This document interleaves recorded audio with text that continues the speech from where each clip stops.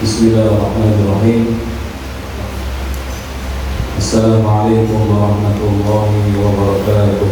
Waalaikumsalam warahmatullahi wabarakatuh. Innal hamdalillah nahmaduhu wa nasta'inuhu wa nastaghfiruh wa na'udzu billahi min shururi anfusina wa sayyiati a'malina. Man yahdihillahu fala mudilla lahu wa man yudlil fala hadiya lahu. وأشهد أن لا إله إلا الله وحده لا شريك له وأشهد أن محمدا عبده ورسوله. يا أيها الذين آمنوا اتقوا الله حق تقاته ولا تموتن إلا وأنتم مسلمون.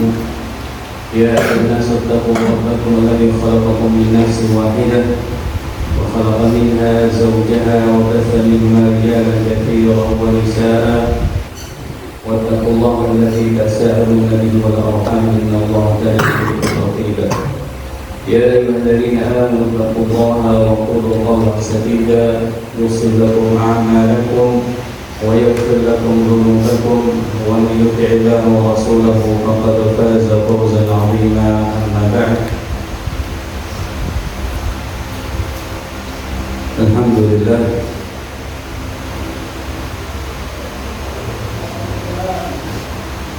yang dihormati para wali santri dan para wali santriwati, Bapak Ibu para wali santri dan santriwati, hafizahumullah ta'ala.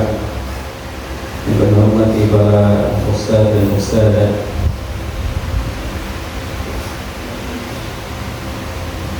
berikutnya yang kami sayangi para santri santriwati, alhamdulillah pada kesempatan kali ini Allah Azza wa Jalla pertemukan kita di majelis ini di salah satu rumah Allah Ta'ala.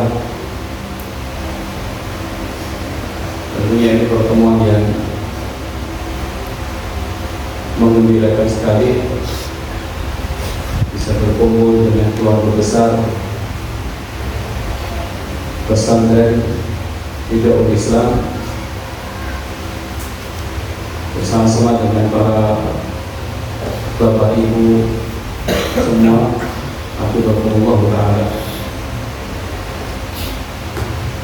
dalam rangka untuk saling lebih mengenal satu sama yang lain, untuk menguatkan hubungan, juga untuk menyatukan pemahaman serta meneguhkan atau mengokohkan sinergi antara kita semua dalam rangka mewujudkan tujuan yang agung, tujuan yang besar, pendidikan anak-anak Islam. Tujuan besar untuk mendidik putra-putri kaum muslimin agar menjadi generasi-generasi yang mencintai Allah Azza wa Jalla, mencintai Rasulnya Sallallahu Alaihi Wasallam, yang tekun dalam mengamalkan agama Islam dengan dasar dalil-dalilnya,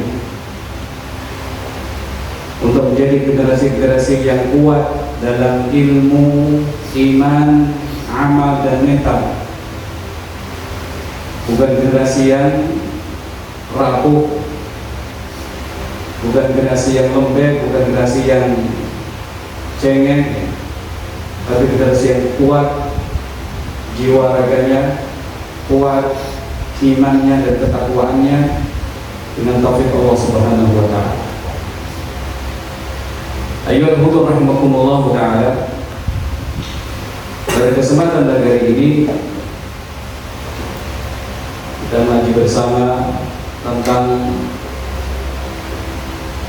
menjaga anak dari penyimpangan-penyimpangan, menjaga anak, melindungi anak dari penyimpangan-penyimpangan.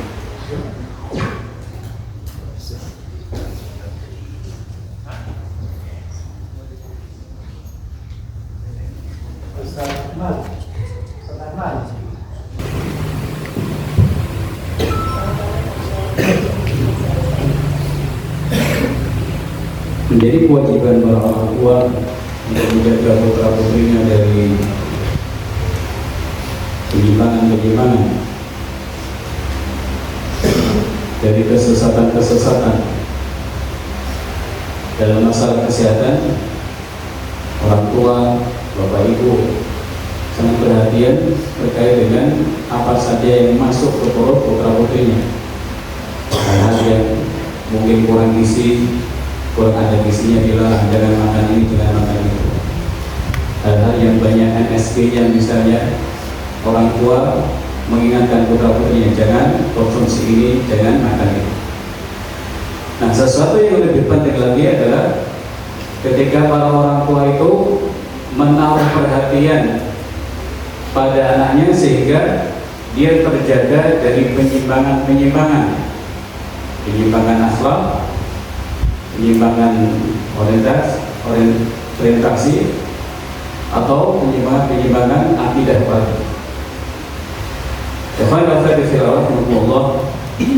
Al-Imam Al-Bukhari, Imam Muslim rahimahullah meriwayatkan hadis melalui sahabat yang mulia Abu Hurairah radhiyallahu anhu yang bercerita tentang peristiwa Isra Mi'raj Nabi sallallahu alaihi wasallam. Dalam peristiwa itu, di antara kejadian yang dialami Nabi kita sallallahu alaihi wasallam adalah beliau dihadapkan kepada beliau dua bejana. Fi ahadihima labanun wa fil ukhra khamrun. Salah satunya berisi laban, air susu, di bejana yang lain isinya khamrun, minuman keras. Kemudian beliau diperintahkan, ishrab ayyahuma syi'ta, minumlah yang kamu inginkan, antara air susu atau khamr tadi.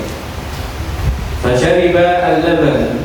Kemudian Nabi sallallahu alaihi wasallam fa'akhadha al-labana fasharibahu. Beliau mengambil air susu dan kemudian meminumnya.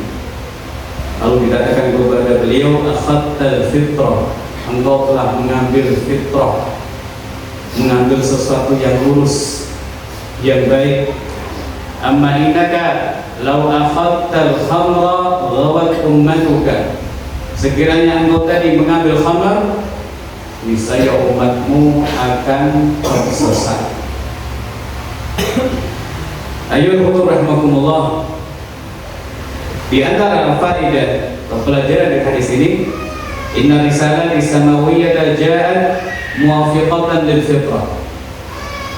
Jadi risalah-risalah yang datang dari Allah Azza wa Jalla yang dibawa para rasul, termasuk Rasul kita Muhammad sallallahu alaihi wasallam, datang muwafiqatan, sesuai dengan fitrah manusia,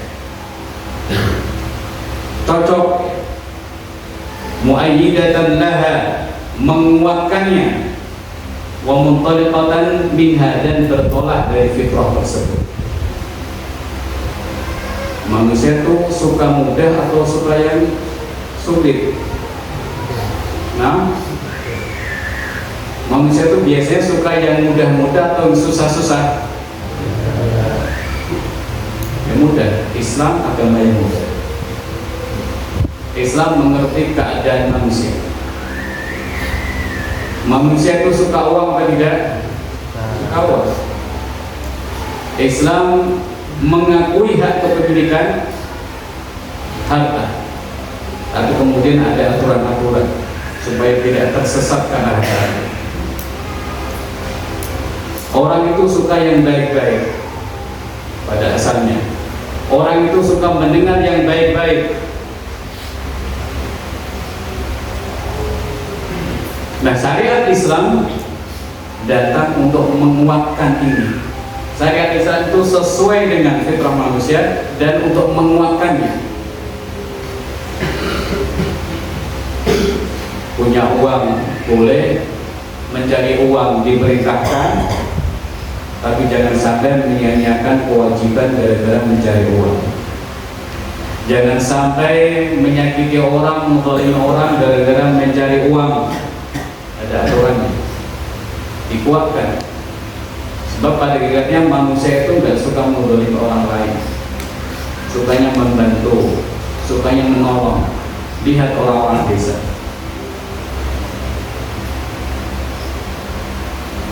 mereka itu punya karakter-karakter yang bagus. Menggolimi itu bukan fitrah manusia, apalagi sampai suka bunuh ya. Ini kembali bahwa Islam itu datang untuk menguatkan fitrah, sesuai dengan fitrah, menguatkan fitrah, dan ajaran-ajarannya bertolak dari fitrah, sehingga Islam kemudian disebut dengan dinul fitrah, agama fitrah. Buktinya apa? Salah satu buktinya, orang bisa mengatakan Allah di atas, tergantung yang di atas. Siapa? Allah Azza wa Jalla. Tidak ada orang mengatakan, ketika mengatakan tentang Allah, tergantung yang ada di mana-mana. Ada seperti itu. Tergantung yang ada di masjid. Siapa masjid? Takmir. Tergantung yang ada di mana? Di Ka'bah. Tidak. Tergantung yang di atas. Akidah yang lurus.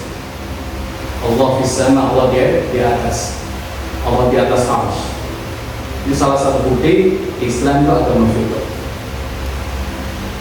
Orang begitu terkena masalah besar, dia mengangkat tangannya atau menengadahkan kepalanya, atau kalau tidak ya hatinya ke atas. Itu fitrah manusia. Allah Azza wa Jalla itu ada di atas.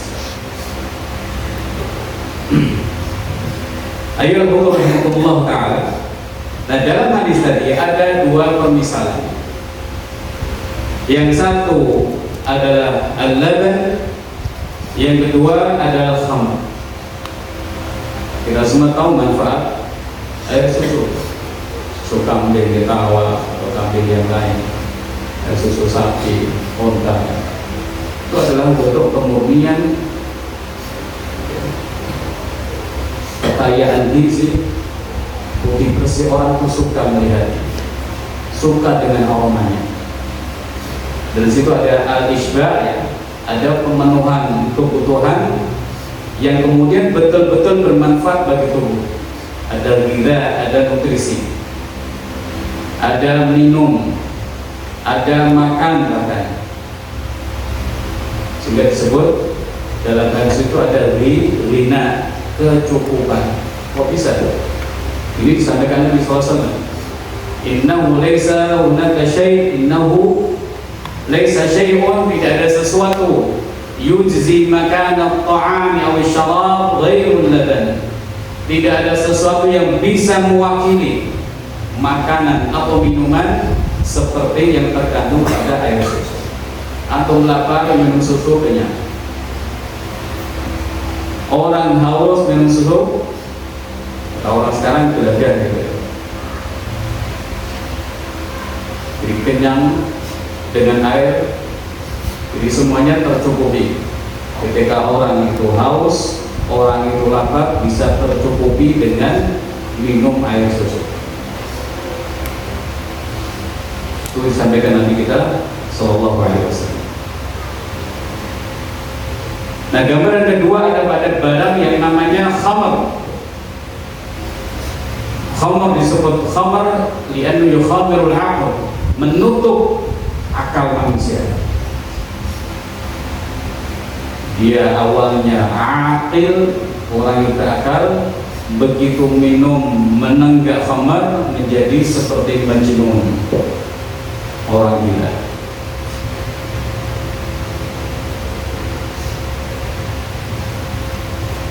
Nah, khamr ini sebagai perwujudan atau permisalan sesuatu yang merusak fitrah, yang bertentangan dengan fitrah. Khamr itu baunya gimana? Wangi? Nah, tak tahu Pak? Baunya nggak enak. Rasanya menyegarkan seperti teh jumbo? Lah, tidak. Baunya nggak enak, bahkan dari jauh sudah ketahuan. Minumnya tidak menyegarkan, isinya semuanya bahaya, berbahaya kepada jiwa, raga, agama dan sesama. Kalau orang sudah mabuk bisa melakukan apa saja, bunuh orang, berzina, mukuli, apa semuanya. Jadi ini perwujudan sesuatu yang bertentangan dengan fitrah. Orang kok minum khamar aneh, ora jelas ya akalnya. Minuman kok meminum sesuatu yang baunya tidak enak, mungkin mahal, tidak menyegarkan, katanya sih anget-anget gitu. Ini bohong, anget yang minum jahe, anget minum kopi, segar, sehat. Sementara dalam khamar di situ ada kerusakan, keburukan, kerusakan pada agama, kerusakan pada jiwa raga manusia, dan juga kerusakan masyarakat. Bayangkan semua satu desa mabuk kabeh, teler kabeh misalnya. Bahaya sekali. Alhamdulillah ketika pemerintah kita yang melarang miras ya, miras, dan itu satu yang didukung. Ayyuhal rahimahullah ta'ala, adanya fitrah yang ada pada diri kita ini perlu dikuatkan, dipoles supaya tambah kuat. Maka Allah Azza wa Jalla utus para nabi dan para rasul dengan membawa risalah-risalah dari Allah Subhanahu wa ta'ala. Dikatakan oleh Syekhul Islam Ibnu Taimiyah rahimahullah, wa innamal kamalu bil fitratil mukammalati bisyari'atil munazzal. Sesungguhnya kesempurnaan itu, orang mau jadi sempurna, menuju jalan kesempurnaan sebagai manusia, caranya adalah dengan fitrah. Fitrah yang disempurnakan dengan syariat yang diturunkan Allah Azza wa Jalla. Fitrah itu kebaikan. Untuk maulud dulu dari fitrah, setiap manusia dilahirkan dalam keadaan bersih, suci, fitrah, tidak punya penyimpangan-penyimpangan. Nah, fitrah ini akan terjaga, fitrah ini akan bertahan, bahkan tambah kuat dengan ilmu yang datang dari syariat. Ada akidah yang lurus, ada ibadah yang lurus, akhlak yang mulia, muamalah yang jujur, dan lain-lain yang dibawa oleh Rasul kita Muhammad sallallahu alaihi wasallam.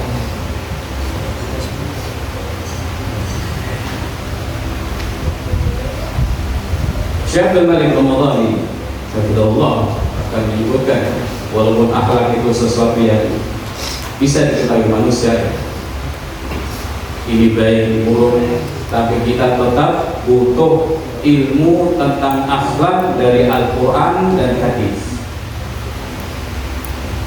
Karena kadang orang menganggap ini baik tapi tidak baik, atau menganggap yang baik sebagai sesuatu yang tidak baik, yang jelek dianggap baik, yang baik dianggap jelek. Maka perlu rujukan yang pasti, pedoman yang pasti. Akhlak-akhlak yang baik itu apa?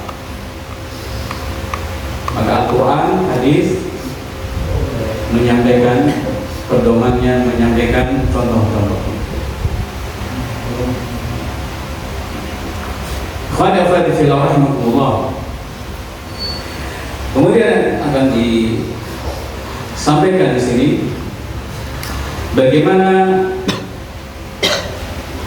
peran-peran orang tua dalam menjaga fitrah-fitrah putra-putri mereka yang disebutkan dalam Al-Quran atau dalam kisah-kisah para salafus saleh atau orang-orang saleh secara umum.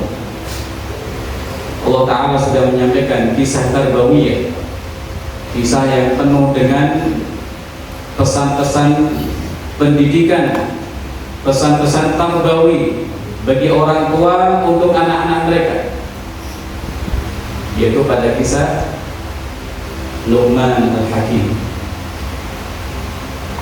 Allah sebutkan poin-poin penting yang ditanamkan atau nilai-nilai mulia yang ditanamkan oleh Luqman kepada putranya.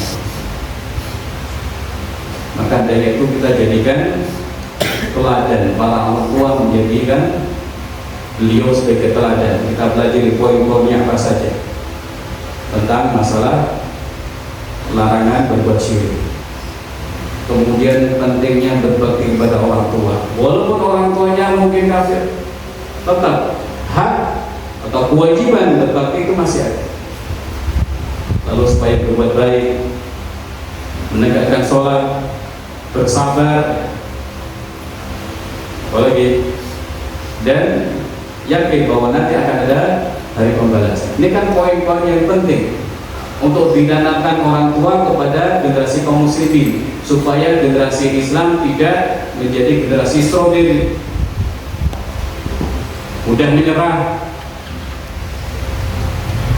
suka mengeluh, rewel, banyak tuntutan gitu ya, kan repot.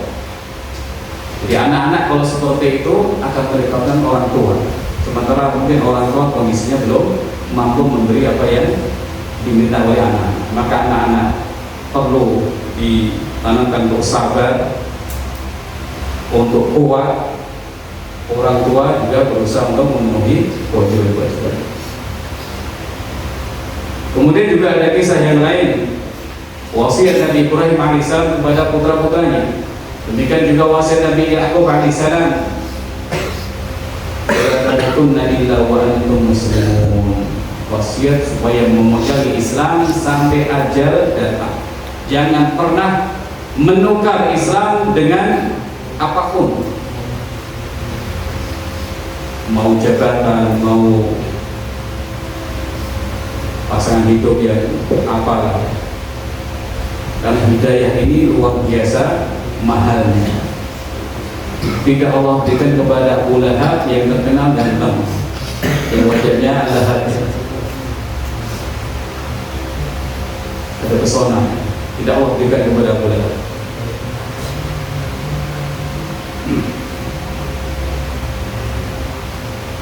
Teladan yang lain yang disampaikan oleh sahabat yang mulia Ubadah bin Samit radhiyallahu ta'ala anhu kepada putranya Al-Walid, disebutkan kalau Atha bin Abi Rabah bertanya kepada Walid bin Ubadah bin Samit, apa wasiat bapakmu ketika akan meninggal? Kata Al-Walid, "Da'ani abi, bapakku memanggilku." Bapakku memanggilku dan mengatakan, "Ya bunayya ittaqillah, wahai putraku, bertakwalah kepada Allah." Ini juga pesan yang penting yang Allah sampaikan untuk orang-orang dahulu dan orang-orang belakangan. "Wa'lam annahu innaka lan tattaqiyallaha wa lam tablughal ilma hatta tu'mina billahi wahdahu." Engkau itu tidak akan pernah bertakwa kepada Allah, tidak akan pernah mencapai ilmu sampai engkau beriman kepada Allah Ta'ala, bertauhid, wa tu'mina bil qadari khair wa syarri, dan sampai engkau beriman kepada takdir Allah yang baik ataupun yang buruk. Pesan-pesan luar biasa dalam masalah tauhid, dalam masalah iman. Kemudian sang anak bertanya, "Wahai ayah, bagaimana beriman kepada takdir yang baik dan buruk itu?" Maka sang ayah menjawab, "Ta'lam anna ma asabaka lam yakun liyukhti'ak, wa anna ma akhta'aka lam yakun liyusibak." Jadi inti dari beriman kepada takdir yang baik buruk, yang menimpamu gak akan pernah meleset, dan yang tidak ditakdirkan padamu gak akan pernah mengenaimu. Maka hal ini akan menumbuhkan kepasrahan total kepada Allah Ta'ala dan juga keberanian. Walaupun seseorang terancam nyawanya, dikeroyok atau ada orang yang menghadang di jalannya, tapi Allah tidak takdirkan dia celaka, dia akan selamat. Sebagaimana juga sebaliknya, ketika Allah sudah menakdirkan si A ini kena demikian-demikian, pasti terjadi walaupun dia berada di rumah gedung yang paling kokoh sekalipun. rumahnya hanyut misalnya, atau roboh, runtuh, atau kena gempa dan itu ini dari mengimani takdir baik dan buruk, bahwa yang sudah ditakdirkan pasti mengenai kita, maka kita bersabar, tidak mengeluh, tapi berharap pahala kepada Allah Azza wa Jalla atas musibah ini. Nanti akan mengangkat derajat seseorang. Dan sesuatu yang tidak menimpa kita, maka kita bersyukurnya kepada Allah Ta'ala. Bukan karena saya pintar nyetir kemudian selamat, bukan karena kuat kemudian saya tidak terkena corona dan lain-lain, tapi karena fadl dari Allah Ta'ala, karena dari Allah Ta'ala, dan karena memang belum ditakdirkan, tidak ditakdirkan maksudnya. Supaya orang apa? Tidak besar kepala, wah aku pintar, wah saya selamat, wah saya. Kamu itu siapa sih? Kita itu hanya hamba Allah Ta'ala yang lemah, ilmunya cekak, kekuatannya ada kelemahan di balik itu, pandangannya tidak jauh, sering salah-salah dalam menganalisa, berpikir dan lain sebagainya. Jadi kita sabar saat menghadapi musibah dan kemudian bersyukur kepada Allah tatkala selamat dari sesuatu yang membahayakan. Ayyuhallahumma ta'ala. Kisah yang lain, khalifah yang terkenal dengan keadilannya, dengan kemakmuran pada masanya, Umar bin Abdul Aziz rahimahullah ta'ala, seorang terkenal alim dengan ilmu yang tinggi, tapi kemudian diserahi untuk memimpin kaum muslimin menjadi Amirul Mukminin.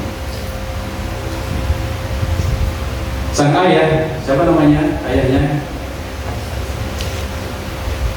Tokoh kita namanya Umar bin Abdul Aziz, berarti ayahnya namanya Abdul Aziz ya, bin Marwan. Menyerahkan anaknya ini ke seorang muadzin, seorang guru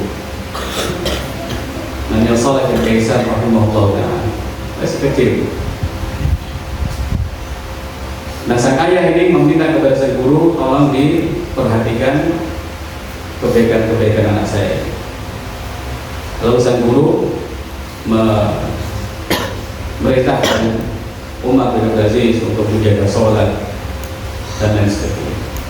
Nah, suatu hari dia terlambat, bukan tidak sholat tapi terlambat sholat. Ditanya, mana akharaka, apa yang membuat kau terlambat? Kata dia, pelayanku karena menjual bangsawan dari kerajaan. Jadi pelayanku tadi belum selesai menyisir rambutku. Gara-gara apa? Rambut. Gara-gara rambut, urusan rambut terlambat sholat. Bukan tidak sholat tapi terlambat sholat. Apa yang dilakukan oleh sang pendidik? Kirim surat kepada ayahnya. Ada semacam ini, anakmu terlambat sholat gara-gara rambut. Apa yang dilakukan oleh sang ayah? Ngirim utusan untuk mendatangi Umar bin Abdul Aziz, jangan ngomong apapun kecuali setelah kamu menggunduli rambutnya. Cekal sirai gundul ya. Habis itu ngomong terserah. Ini hubungan yang luar biasa antara pendidik dan apa nih Pak? Wali santri dan wali. Jadi masalah rambut ternyata mengganggu pendidikan, mengganggu anak ini melakukan sholat fardu dengan baik. Maka hati-hati nih rambut-rambut yang panjang-panjang ya. Sebagian orang gara-gara rambut kemudian tidak mau pakai peci ketika sholat. Ditanya kenapa nggak pakai peci? Rambutnya masih basah gitu. Nah, gara-gara tidak pakai peci akhirnya apa? Begitu bangkit dari rukuk langsung noto rambutnya. Begitu bangun dari sujud langsung notor rambutnya, menata rambutnya, gara-gara rambut. Kalau itu yang tadi, gara-gara rambut terlambat sholat, ini gara-gara sholat, gara-gara rambut, kira-kira orang yang khusyuk apa tidak? Yang dipikirkan rambut. Coba dia pakai baju, insya Allah masalah dia selesai. Gara-gara rambut udah khusyuk sholatnya. Karena yang dipikir adalah rambut saya rapi panjang ini, rambut saya rapi tidak panjang. Nah biasanya orang seperti ini begitu selesai, ya sudah rambutnya nggak diperhatikan lagi. Nah setan pintar menggoda manusia, menyibukkan manusia dari khusyuk dengan yang lain. Begitu assalamualaikum warahmatullahi wabarakatuh selesai, ya wes. Contoh yang lain, ikhwan fillah rahimakumullah taala.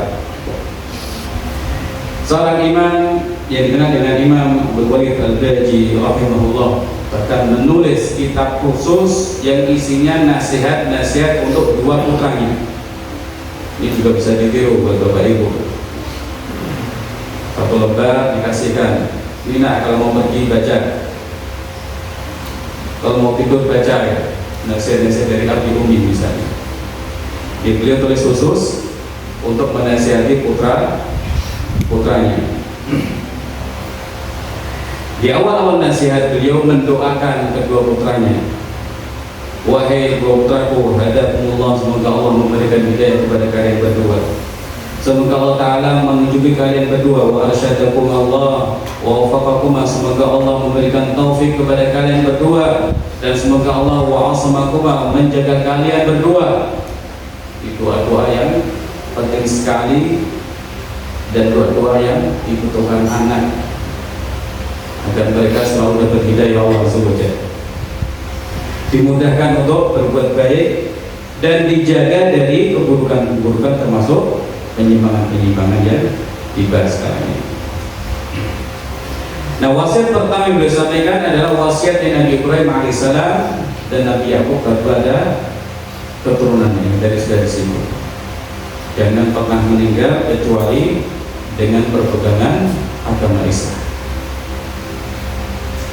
Kemudian wasiat berikutnya, wa anhakuma amma naha anhu Luqmanu libnihi, sama juga ada. Dan saya melarang kalian berdua dari hal-hal yang dahulu dilarang oleh Luqman kepada putranya.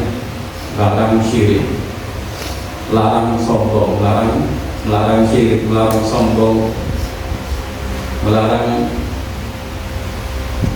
berkata-kata buruk. Kemudian beliau berwasiat agar anak beliau berdua berpegang teguh dengan Islam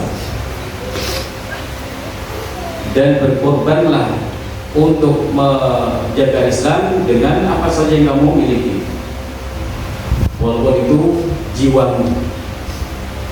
Kalau perlu dikorbankan untuk menjaga Islam. Jangan pernah mau. Beliau tekankan bahwa kebaikan apapun, kalau kemudian akhirnya adalah keabadian di neraka, itu nggak ada nilainya sama sekali. Di orang misalnya murtad kemudian jadi raja di negeri kafir, ini nggak ada apa-apa yang harus cari. Kalau kemudian setelah nanti di akhirat dia al-khulud finnar, abadi di neraka jahanam. Dan itu sebaliknya, misalnya ada kesulitan-kesulitan karena memegang Islam, itu tidak masalah kalau nanti berakhir dengan kebahagiaan dan keabadian di surga. Ayyuhal hudur rahimakumullahu ta'ala.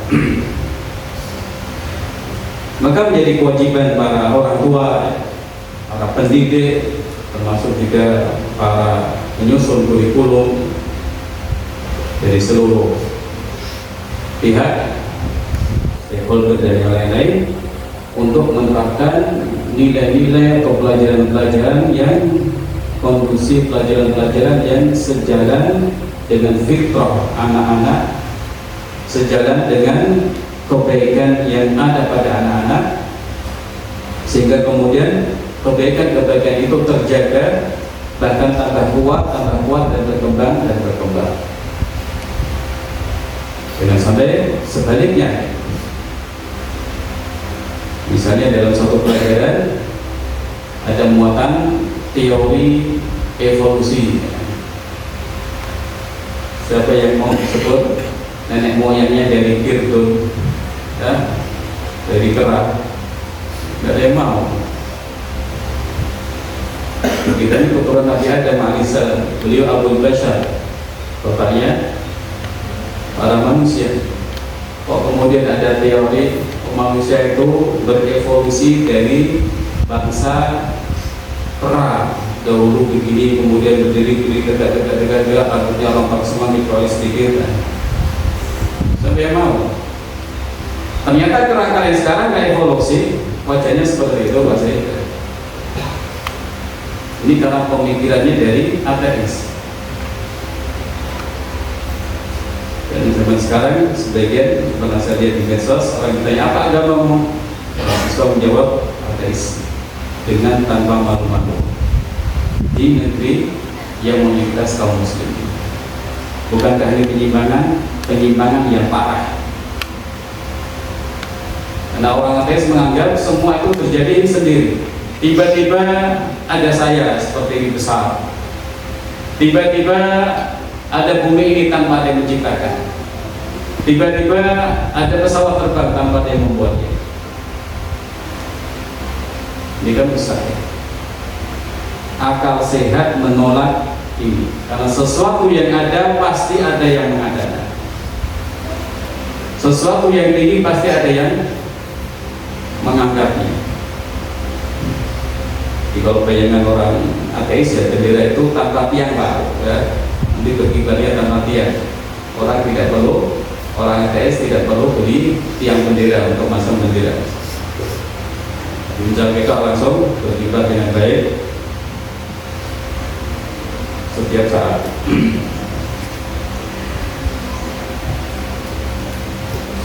Atau jangan sampai kemudian orang tua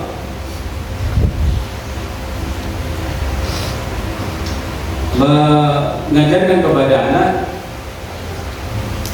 hukum ekonomi yang tidak tepat, ya. Carilah keuntungan sebesar-besarnya dengan cara apapun, misalnya. Walaupun menipu orang, membeli orang, ya. Ini sesuatu yang merusak fitrah. Manusia itu suka menolong, suka membantu bangsanya sendiri, bangsa sendiri sesama manusia. Makanya kalau ada semacam koruptor, pengkhianat bangsa, itu sesuatu yang aneh. Kok bisa-bisanya dia berkhianat kepada bangsanya sendiri? Atau kalau ada peristiwa sebagian orang tega atau menjadikan kawan-kawan sebangsanya untuk diambil organnya di negeri sana, gitu. Kita tega banget. Saudara sendiri, saudara satu negara, tapi begitu jahat, begitu tega untuk mendolimi saudaranya sendiri. Ini tidak masuk masyarakat.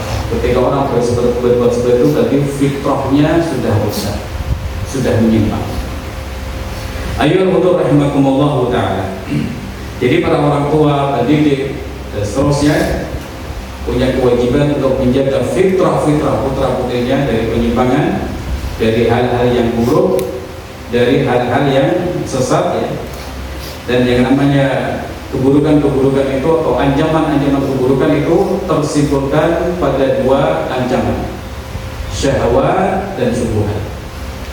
Mau orang tua ya ancaman besarnya ini, mau anak muda ya ancaman besarnya ini, laki-laki perempuan ya ancaman besarnya ini, syahwat dan syubhat. Di syahwat itu ya tidak mesti zina. Orang ingin uang sebanyak-banyaknya kemudian menzalimi, korupsi, atau melakukan penipuan-penipuan. syahwat terhadap dunia, atau yang agak-agak ringan ya pikirannya mangan terus ya. Pikirannya makan terus, kalau nggak mau dikasih ini nggak mau makan. Nah tentu ketika syahwatnya itu pada perzinaan, ini suatu yang berbahaya. Dan yang lebih berbahaya lagi ketika orang suka dengan sesama jenis. Dikatakan Imam Ad-Dhahabi rahimahullah, ini adalah akbah, lebih buruk dari zina. Al-liwat, ya, suka sama jenis, kemudian berhubungan dengan sama jenis, itu akbahu, lebih buruk dan lebih keji dari perzinahan. Zina itu buruk, fahisyah, keji. Dan yang lebih keji dari zina adalah lelaki yang suka dengan sesama laki. Lebih buruk lagi tentu sudah nikah kok masih suka dengan sesama laki-laki, seperti yang terjadi pada sebagian tempat. Ini jelas-jelas penyimpangan. Fitrah manusia, lelaki suka lawan jenis, tapi kemudian ada rambu-rambu, harus begini, tidak boleh begini, begitu. Makanya dahulu ketika orang-orang Arab mendengar cerita adanya lelaki suka sama laki-laki, mereka ini tidak percaya. Masa sih? Tapi karena ada dalam Al-Quran yang mereka percaya. Jadi masyarakat Arab walaupun jahiliyah, jahiliyah tetap itu satu kerusakan besar, tapi di sana ada orang-orang yang masih jujur. Seperti Utsman Mahmud mengatakan, saya tidak pernah zina di masa jahiliyah apalagi Islam. Sebagian tidak minum khamr. Nah masyarakat Arab dahulu ketika sampai kepada mereka berita kaumnya Nabi Lut itu melakukan liwat,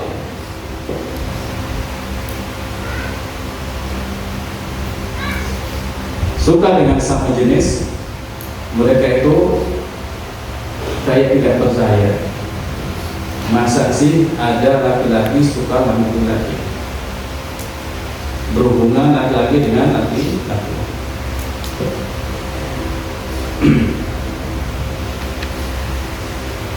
Nah ini diantara banyak syubhat yang obatnya adalah ta'atu al-amri, kata Imam Ibnu Qayyim rahimahullah dalam Muqaddimah Sa'adah, menaati perintah, termasuk juga menaati larangan-larangan.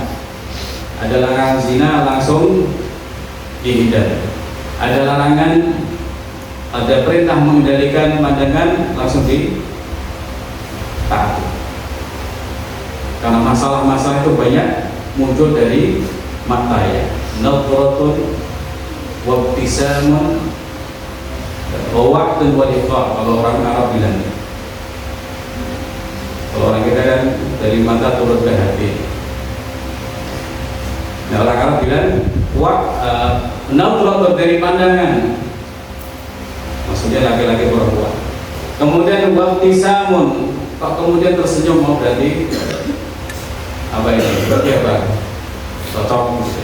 Kemudian wa'dun, bikin janji kapan kita ketemuan. Kopdar kapan? Ternyata beda wajahnya dengan yang terlihat di media sosial. Di wa'dun walika, kemudian perjumpaan, maka bisa terjadi hal-hal yang diharapkan Allah Subhanahu wa ta'ala. Jadi mengendalikan mata, mengendalikan hati, mengendalikan pikiran dan lain-lain, supaya tidak berpikir untuk berbuat maksiat dalam keadaan saat bersama orang lain, apalagi saat sendirian. Dan Allah Azza wa Jalla itu memerintahkan kita untuk menjauhi zina, dan Allah Ta'ala telah mengetahui kita semua. Nah bahaya berikutnya adalah syubhat, penyimpangan-penyimpangan dalam masalah keyakinan atau pemahaman-pemahaman. Ini juga sangat bahaya, bahkan dikatakan Syekh Abdul Malik Al-Mughani lebih bahaya dari yang pertama. Punya keyakinan sesat punya keyakinan miring, menyimpang, sangat bahaya sekali. Meyakini ateisme misalnya, atau punya pemikiran Rafidhah ya, mencela para sahabat Nabi SAW sudah di kebiasaan mereka, atau punya pemikiran Khawarij yang suka mengkafirkan kaum muslimin gara-gara dosa besar yang mereka buat,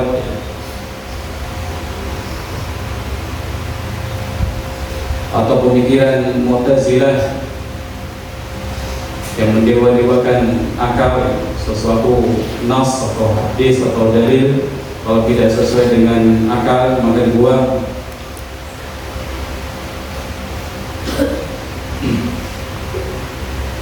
Maka di sini orang tua perlu tahu juga hal-hal yang menyimpang dalam agama atau golongan-golongan yang menyimpang dalam Islam, untuk kemudian ditanamkan kepada anak, jangan lakukan ini, jangan ikut-ikutan ini, bahaya. Ini tidak sesuai dengan petunjuk Nabi. Ini tidak seperti akidah yang diajarkan Nabi Sallallahu Alaihi Wasallam.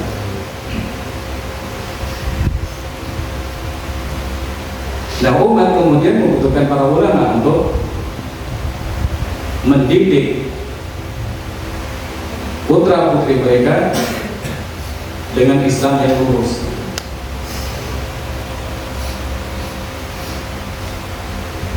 Al-Imam Yusuf Ibn Asbat rahimahullah ta'ala, dia mengatakan, kana abi qadariyan, bapakku orang yang punya pemikiran qadariyah, menolak takdir. Wa akhwali rawafid, paman-paman saya orang-orang Syiah. Anda bayangkan ini, maju benar, mundur benar, semuanya bahaya. Fa'anqadhani Allahu bis-Sufyan, kemudian Allah Ta'ala menyelamatkan aku dengan Imam Sufyan Ats-Tsauri rahimahullah ta'ala, berkah berguru kepada orang yang lurus, walaupun berada di lingkungan yang lurus sekali.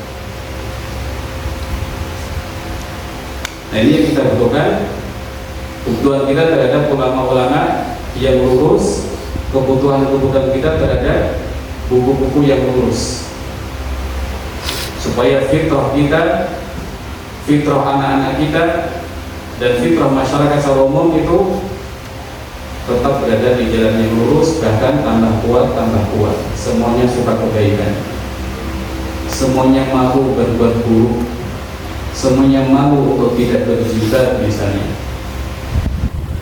Pada asalnya orang itu sangat malu untuk ketahuan berbuat jahat, ya apa tidak? Makanya maling itu biasanya malam-malam. Kalau siang-siang dorong ya, dia sudah tidak malu lagi. Atau ketika orang berbuat salah sekali kemudian ketahuan, dia malunya nggak ketulungan. Tapi kalau berbuat salah nyolot, nah ini sudah rusak. Seperti yang kemarin menculik bayi itu, matanya melotot-melotot, padahal dia salah menculik bayi, menyulik balita, tapi ngomongnya dia sudah biasa berbuat seperti itu, sudah terbiasa melakukan kesalahan-kesalahan. Fitrah manusia berbuat salah itu pasti malu, tidak ingin ketahuan. Makanya yang orang yang masih agak terjaga ya, berbuat salahnya itu pas sendirian, ngumpet. Kucing kalau mau nyuri dengan nengok, ada yang punya benda. Tapi begitu dikasih orangnya langsung dia gak akan nengok, karena dia tahu dalam tanda kutip ini halal buat saya, karena dia ngasih saya. Tapi kalau nyuri wes, dia orangnya langsung lari, takut.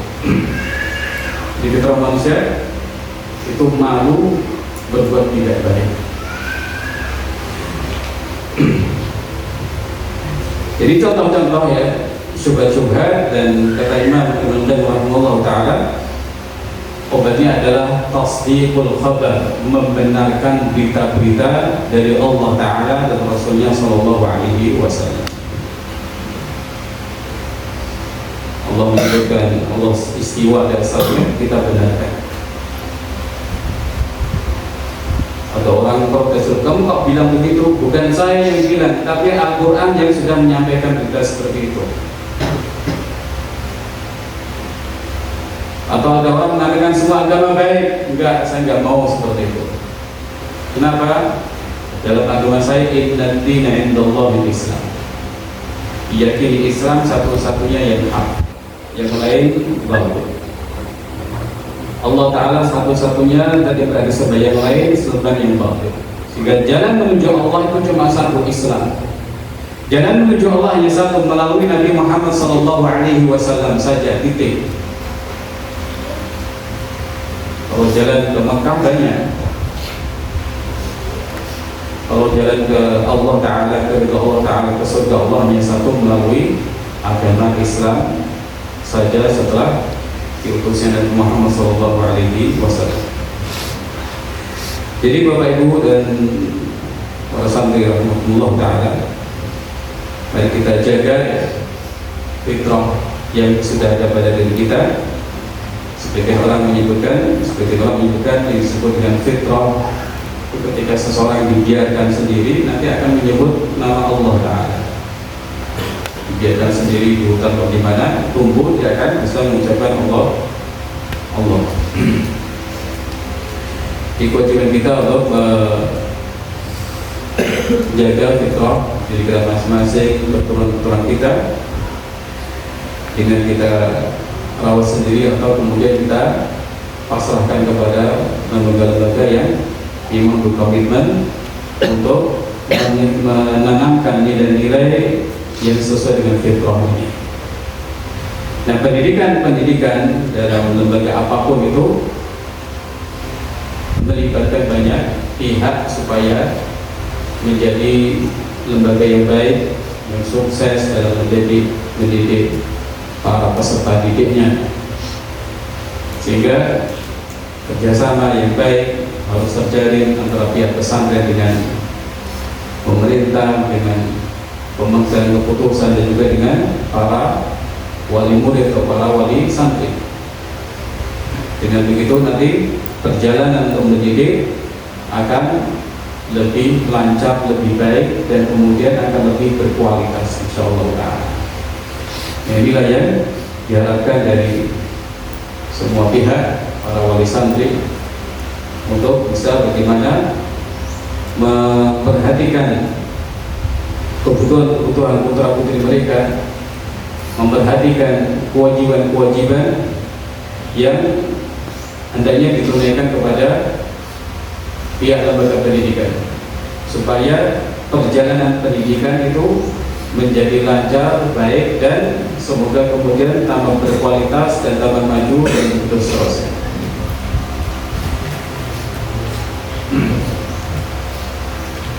Nah, kekhawatiran tentunya selalu berharap kepada Allah Azza wa Jalla, Rabbul Alamin, untuk memudahkan urusan-urusan kami semua, dan kekhawatiran juga selalu mohon kepada Allah Al-Ghani, Al-Karim, Al-Mannan, agar juga memudahkan urusan-urusan keuangan pesantren. Nah, setelah itu dari pihak pondok kemudian mengharapkan kerjasama yang baik dari para wali santri untuk bisa memperhatikan apa yang menjadi kebutuhan para putra putri mereka, bahwa pendidikan butuh bulughah, butuh yang namanya bekal, butuh materi. Dahulu Imam Syafi'i rahimahullah ta'ala sampai ibunya itu menjualkan rumahnya demi membiayai pendidikan atau thalabul ilmi yang dilakukan Imam Syafi'i rahimahullah ta'ala. Pendidikan itu sesuatu yang besar, sesuatu yang penting, sesuatu yang menjadi investasi bagi para orang tua dalam hal kebaikan-kebaikan. Anak itulah yang nanti paling perhatian dengan orang tuanya insyaallah, daripada orang-orang lain. Sehingga kemudian dari mereka inilah orang tua berharap bakti-baktinya. ketika masih hidup atau setelah meninggal. Nah, bakti-bakti kalian para santri dan santriwati itu yang diharapkan para orang tua. Nah, orang tua nanti akan menunaikan apa yang menjadi tanggung jawab mereka terhadap para santri dan santriwati. Perhatian seperti itu yang diharapkan, sehingga nanti siapapun yang berada di sini menjadi orang-orang yang terpenuhi hak-haknya, hak pendidikannya, hak makan minumnya, hak istirahatnya dan lain-lain. Karena mereka sudah ada di sini para santri, nah pihak pondok mengharapkan dari para wali untuk juga mengingat kewajiban-kewajiban yang mesti ditunaikan dalam proses pendidikan ini. Anak sudah makan, sudah dapat pelajaran, sudah diawasi hafalannya, itu kan hak-haknya, hak-hak putra putri, hak-hak para santri sudah didapatkan. Maka pesantren menunggu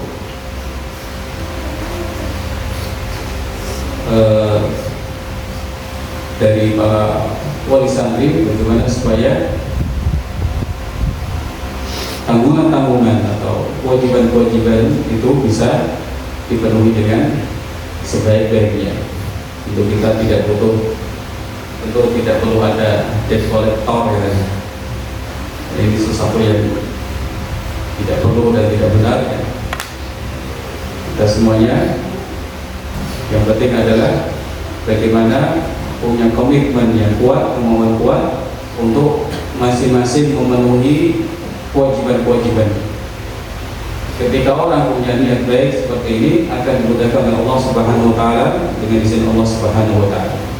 Walaupun mungkin susah atau yang bagaimana, akan ada kemudahan-kemudahan insyaallah dari Allah Subhanahu wa taala. Dan harapan kepada orang tua, mohon untuk banyak-banyak mendoakan putra putri panjenengan karena akan menghadapi ujian, supaya mendapatkan ilmu yang lebih kuat, ilmu yang lebih nempel di hati, kemudian ilmu yang terwujudkan pada amal di lisan mereka, di mata mereka, dan juga di tindak tanduk mereka, sehingga menjadi orang-orang yang lebih baik, ilmunya tambah, amalnya tambah, dan ketakwaannya kepada Allah Ta'ala juga bertambah. Dan juga dukungan moral kepada mereka untuk tekun belajar dan mengingatkan bahwa belajar bukan hanya untuk ujian. Belajar itu supaya orang dapat ilmu dan memahami ajaran-ajaran Allah Subhanahu wa taala. Dan alhamdulillah tadi pagi tadi pagi sudah disinggung masalah itu, bahwa belajar itu untuk memahami ayat Allah Ta'ala dan hadis-hadis Nabi SAW. Dan ujian semester ini ujian yang mudah gitu ya.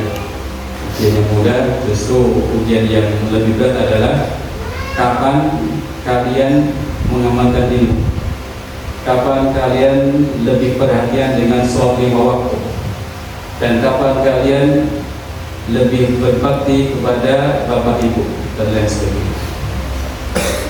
Barakallahu fiikum wa jazakumullahu khairan.